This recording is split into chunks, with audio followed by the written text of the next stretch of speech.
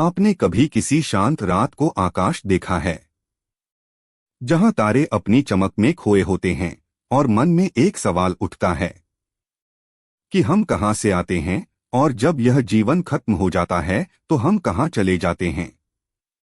यह सवाल हर इंसान के मन में कभी न कभी जागता है।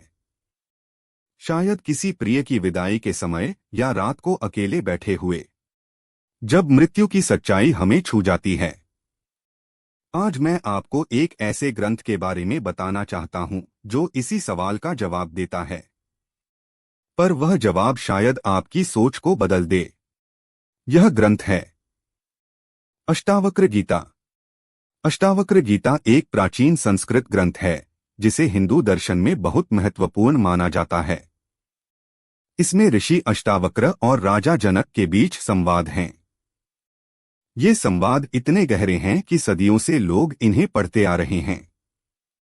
लेकिन यह ग्रंथ मृत्यु के बारे में क्या कहता है, इसे समझने के लिए पहले हमें एक बात समझनी होगी।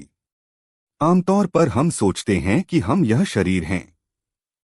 हम सोचते हैं कि यह शरीर ही हमारी सारी पहचान है। जब हम दर्पण में देखते हैं तो हम अपने चेहरे को देखते हैं और कहते हैं, यह मैं हूं।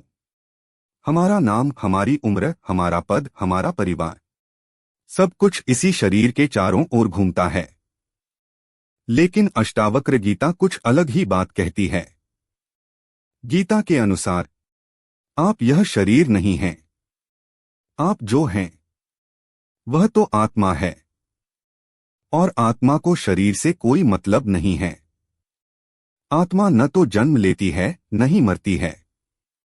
आत्मा तो शाश्वत है, चिरंतन है। अष्टावक्र गीता के 6 अध्याय में कहा गया है कि आत्मा की न तो कोई शुरुआत है न कोई अंत। वह न जन्मती है, न मरती है, न बढ़ती है, न घटती है। वह सदा वैसी ही रहती है, जैसी थी, जैसी है और जैसी रहेगी। तो अगर आत्मा मरती नहीं है तो मृत्यु क्या है? यही बात बदल जाती है। अष्टावक्र के अनुसार मृत्यु। कृपया हमारे चैनल को लाइक, शेयर और फॉलो करें।